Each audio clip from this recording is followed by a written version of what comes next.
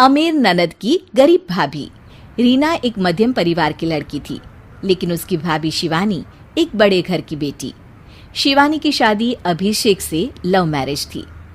अरे भाभी, ये कितना अच्छा सूट पहना है आपने।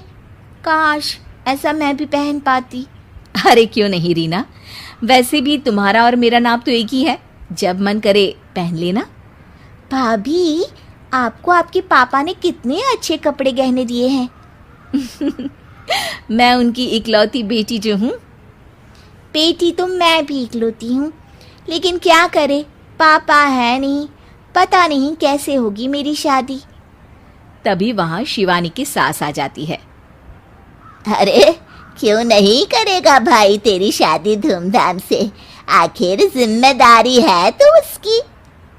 और वो दिन भी आ जाता है जब रीना की शादी तय हो जाती है। अभिषेक, क्या हुआ? आप इतने परेशान तो कभी नहीं दिखे, कोई बात है तो बताइए मुझे। अरे शिवानी, वैसे तो शादी का सारा इंतजाम हो गया है, लेकिन गहनों का रेट तो आसमान छू रहा है। कैसे क्या करूं, कुछ समझ में ही नहीं आ रहा। थोड़ी देर में शिवानी अपने पूरे गहने अभिषेक के सामने रख देती है। ये लीजिए, गहनों का इंतजाम भी हो गया। अरे नहीं नहीं शिवानी, मैं ये गहने किसी हालत में भी नहीं ले सकता। ये तुम्हारे पिता ने तुम्हें दिया था और तुम हो कि। तभी वहां सास आ जाती है। अरे तो क्या हुआ, इसकी तो हो गई ना शादी, अब किसे दिखाने हैं इसने गहने।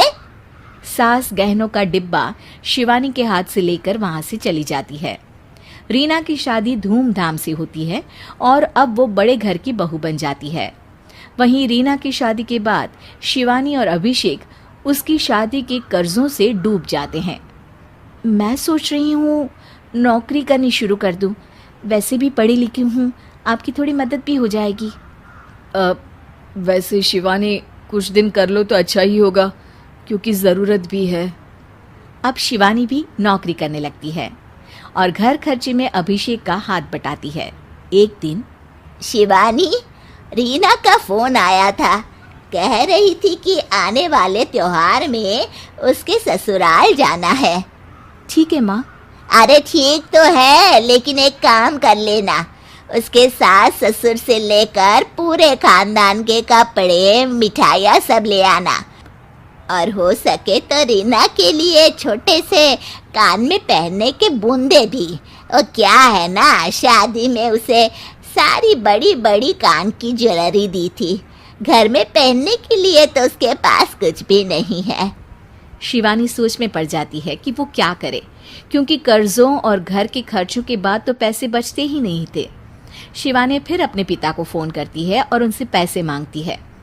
देखो शिवानी, मैंने तुम्हें शादी के वक्त ही मना किया था कि ऐसे घर में शादी करनी ही नहीं चाहिए। अरे अभिषेक को शर्म आनी चाहिए जो ससुराल से पैसे मंगवा रहा है। शिवानी को पिता की बात पर गुस्सा आ जाता है। आप मेरे पिताजी हैं और मैं परेशान थी, इसलिए आपसे मदद की उम्मीद की पापा। अभिषेक को तो पता भी नहीं है कि मैंने आपसे पैसे मांगे हैं। शिवानी सोचती है कि वो अभिषेक से बात करे, लेकिन फिर उसे लगता है कि वो टेंशन ले लेगा। तभी शिवानी की नज़र हाथ के कंगन पर पड़ती है, सीधे बाजार जाती है और उसे बेचकर ननद के घर ले जाने का सारा सामान लेकर आती है और सास के सामने रख देती है। हाँ ठीक है, लेकिन फल थोड़े और अच्छी क्वालिटी के होने चाहिए थे। शिवानी कुछ नहीं कहती, वहां से चली जाती है। एक दिन शिवानी, रीना का फोन आया था, बहुत रो रही थी। क्यों माँ, क्या हुआ? सब ठीक तो है ना उसके ससुराल में? अरे तूने तो उसकी नाक ही कटवा दी। अब मैंने क्या कर दिया माँ? कह रही थी कि बड़े घर की बहू है भाभी, जो कपड़े दिए वो ब्रांडेड भी नहीं थे। तू तो जानती है ना उन लोगों का पहनावा कितना अच्छा है।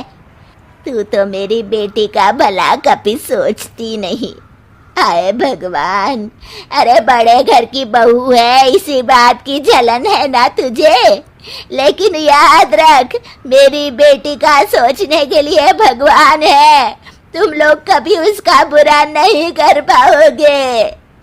अब शिवानी के मन में सवाल था कि क्या ईश्वर सिर्फ रीना के साथ है, उसके साथ नहीं। लेकिन उसे सुकून था कि वो अभिषेक के साथ उसकी जिम्मेदारियों को निभाने में बराबरी की हकदार है। शिवानी वहां से चली जाती है। वो सास से कुछ नहीं कहती, क्योंकि अमीर घर की बहू बनकर रीना को भले ही सुकून ना हो, लेकिन गरीब घर की बहू बनकर शिवानी खुश है। क्योंकि खुशी पैसों से नहीं, परिस्थितियों पर निर्भर करती है।